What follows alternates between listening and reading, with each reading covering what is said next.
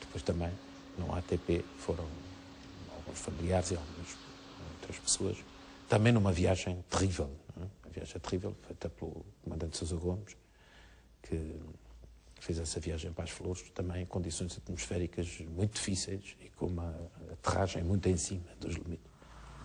E eu acompanhei de perto este acontecimento doloroso, porque logo na noite desse dia fui para São Jorge, no helicóptero que levava o primeiro-ministro António Guterres, e acompanhei as famílias durante o tempo, o resgate dos corpos em São Jorge. Depois acompanhei as urnas e as famílias até ao Faial, onde ficámos uns dias à espera de poder embarcar para as Flores.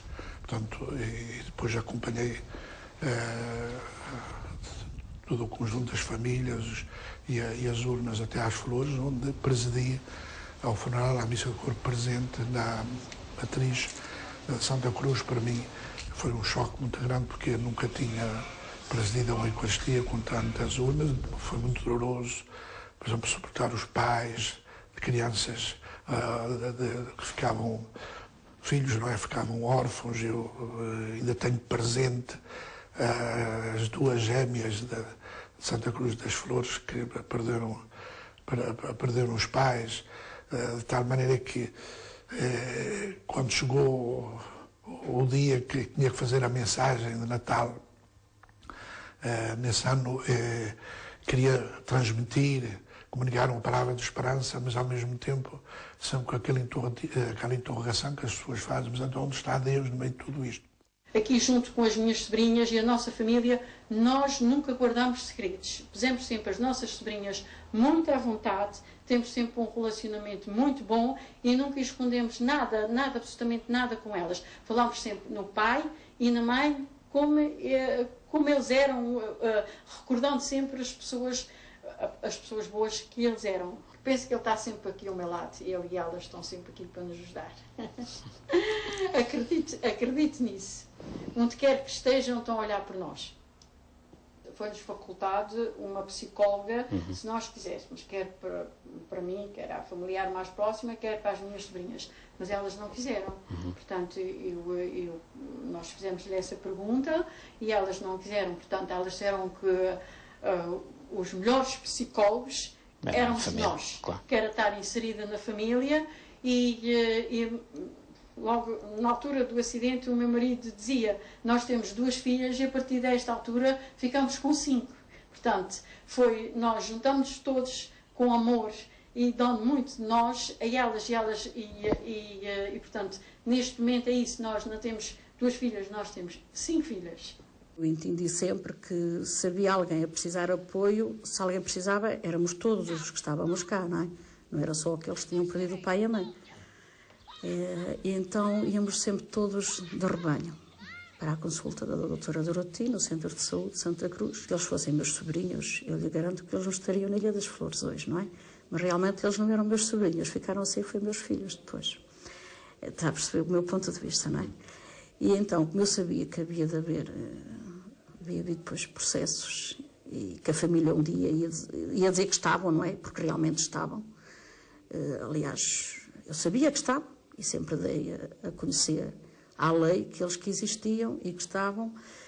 E ninguém melhor do que a psiquiatra que fez o acompanhamento conforme entendemos, era as visitas, e foi realmente quando as coisas chegaram à barra do tribunal, porque eles eram os menores, não é? Foi sempre a psicóloga e os relatórios da psicóloga que funcionaram. Hoje, passado este tempo, continuo a achar que foi o melhor para estas crianças ficarem aqui. Decorrido tanto tempo, não faria sentido nenhum, nem para os meninos, nem para mim. Não faria sentido quando já somos pai, somos mãe e eles são filhos. É assim, há filhos que são retirados aos pais, mas é por maus tratos.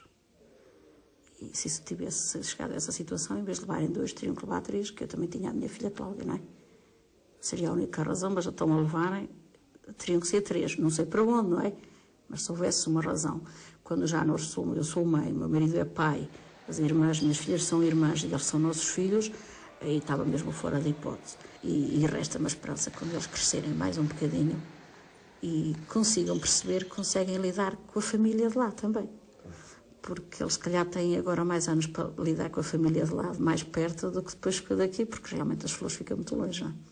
E eu espero que mais 2, 3 anos, 4, eles tenham condições e que... Porque às vezes depois dizem assim, e tal, os filhos vão embora. E eu digo, apesar de eles quererem ao pé de mim, eu fico contente quando eles vão embora. Porque realmente toda a gente sabe que nas Flores só se estuda até o 12º ano, não é?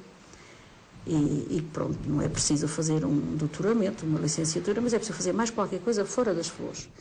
Independentemente de depois se proporcionarem as coisas, regressarem às Flores, se eles assim o quiserem, não é?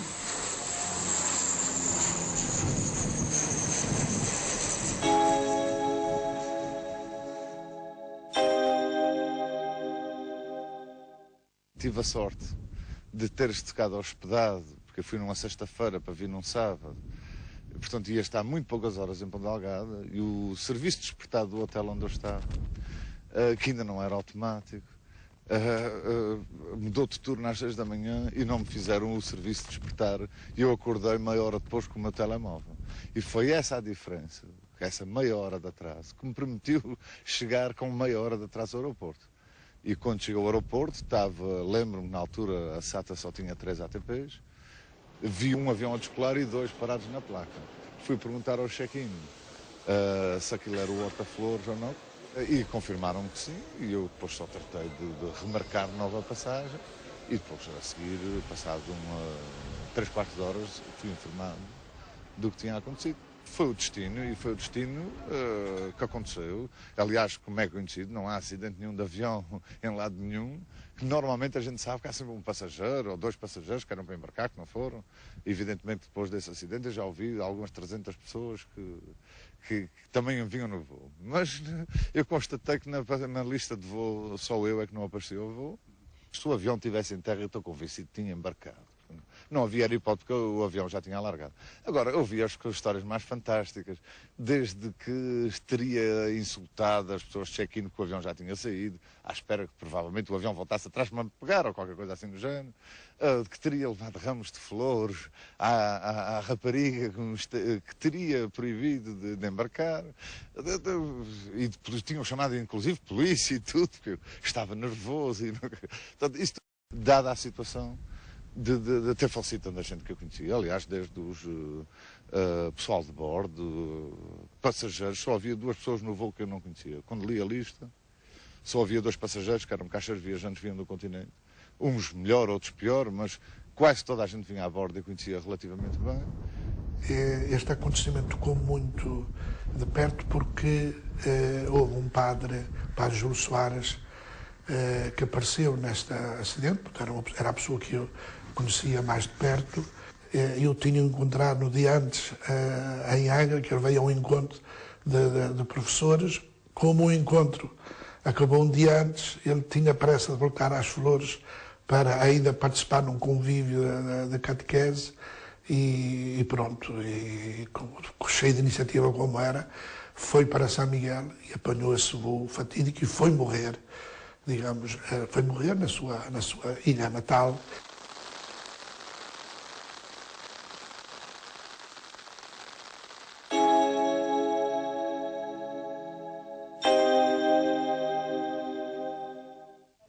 Essa gente que esteve na linha da frente viveu, de facto, uma semana muito complicada.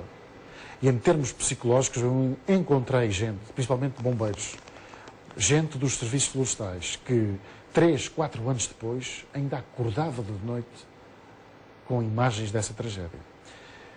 E essa gente não recebeu o apoio psicológico. Por outra coisa que eu confirmei pelos anos adiante, essa gente não recebeu o apoio psicológico. E deveria ter recebido. É impensável que essa gente, num cenário daqueles, que fez o que pôde, não tivesse tido apoio psicológico ou psiquiátrico nos tempos que se seguiram. Porque houve, efetivamente, gente marcada por essa tragédia. 10 anos depois, vou por vezes a São Jorge, e há gente que tem necessidade de vir ter comigo, de falar, de recordar momentos e de desabafar. E alguns choram mesmo. Com muita frequência sonhava com acidentes de várias natureza, essencialmente